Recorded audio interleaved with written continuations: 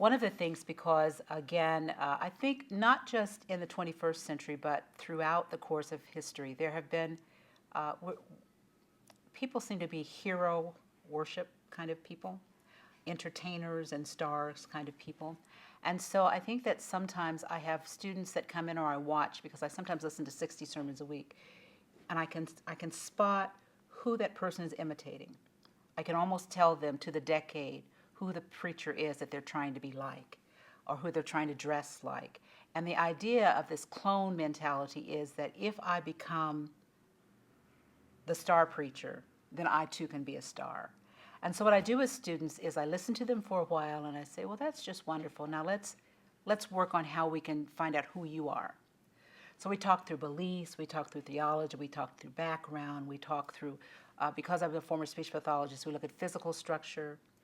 Often women, because their voices may not be, like mine has been heavy forever, so I haven't had this problem yet, but time will tell. Because people think that preachers also always have to have these deep, heavy voices. And so sometimes women, my women students, begin to ruin their voices by trying to imitate a deep, heavy voice because they think that has authority. Or the way that one breathes, or the way that one moves, we pick up too often from someone else imitating. So I say, okay, let's slow down and let's talk about who you are and what God means, who God is for you, and what is your passion.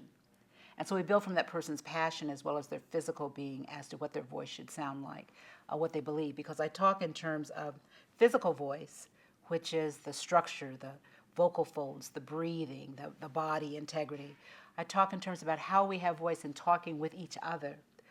Because when I say something, then someone responds to me, and that gives me privilege and to continue a conversation.